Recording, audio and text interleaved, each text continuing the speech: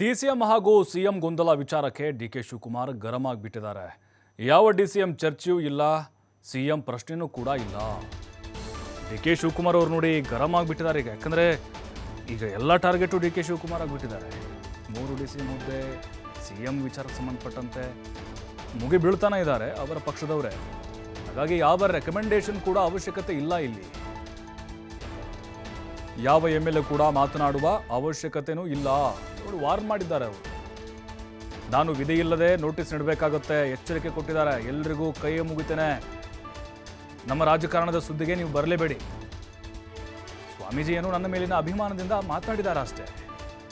ಬಾಯಿಗೆ ಬೀಗ ಹಾಕ್ಕೊಂಡಿರಿ, ಇಲ್ಲದೇ ಇದ್ರೆ ನೋಟಿಸ್ ಕೊಡಬೇಕಾಗುತ್ತೆ ಅಂತ DKC ಎಚ್ಚರಿಕೆ ಕೊಟ್ಟಿದ್ದಾರೆ.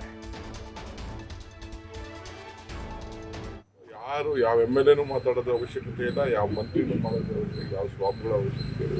ಅವ್ರ ಆಶೀರ್ವಾದ ಇದ್ದರೆ ದೇವ್ರ ಒಳಗಡೆಯಿಂದನೇ ಅವ್ರು ಅರಸಿ ಸಾಕು. ಅಷ್ಟು ಬಿಟ್ಟು ದಯವಿಟ್ಟು ಇಲ್ಲಿಗೆ ಮುಗಿಬೇಕು. AICC ಅವರಲ್ಲಿ ನಾನಾಗಲಿ ವಿಧಿ ಇಲ್ಲದೆ ನೋಟಿಸ್ ಕೊಡಬೇಕಾದಂಥ ಅನಿವಾರ್ಯತೆ ಯಾರಾದರೂ ಶಾಸಕರಾಗಲಿ ಯಾರೇ ಆಗಲಿ ಪ್ರಸ್ತಾವನೆ ಮಾಡಿದ್ರೆ ನಮ್ಮ ಪಾರ್ಟಿಯವರು, ನಾನು ವಿಧಿ ಇಲ್ಲದೆ ನಾನು ಶಿಸ್ತಿನ ಕ್ರಮವನ್ನು ಕೈಗೊಳ್ಳಬೇಕಾಗುತ್ತೆ.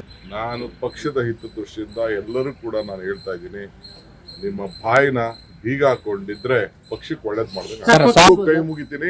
ನಮ್ಮ ರಾಜಕಾರಣ ಸುದ್ದಿಗೆ ನೀವು ಬರಕ್ಕೆ ಹೋಗ್ಬೇಡಿ. ಯಾವ DCM ಚರ್ಚೆನೂ ಇಲ್ಲ, ಯಾವ ಚೀಫ್ ಮಿನಿಸ್ಟರ್ ಪ್ರಶ್ನೆ ಇಲ್ಲ. ಸ್ವಾಮಿಗಳು ಅಭಿಮಾನದ ಮೇಲೆ ನನ್ನ ಬಗ್ಗೆ ಮಾತಾಡಿರ್ಬೋದು ಅಷ್ಟೇ. ದಯವಿಟ್ಟು ನಾನು ರಿಕ್ವೆಸ್ಟ್ ಮಾಡ್ತೀನಿ, ಯಾರ ರೆಕಮೆಂಡೇಶನು ನನಗೆ ಅವಶ್ಯಕತೆ ಇಲ್ಲ.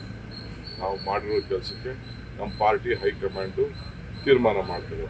ನಾನು ಖರ್ಗೆ ಸಾಹೇಬರು, ಚೀಫ್ ಮಿನಿಸ್ಟ್ರು ಸಿದ್ದರಾಮಯ್ಯ ಸಾಹೇಬರು, ನಾನು ಎಲ್ಲ ಕೂತ್ಕೊಂಡು ನಾವೇನೋ ನಮ್ಮದೇನೋ ನಾವು ಪಕ್ಷದ ಹಿತದೃಷ್ಟಿಯಿಂದ ನಾವು ಯಾವ ರೀತಿ ಕೆಲಸ ಮಾಡಬೇಕು ಅಂತ ಒಂದು ತೀರ್ಮಾನಕ್ಕೆ ಬಂದಿದ್ದೇವೆ ಹೈಕಮಾಂಡ್.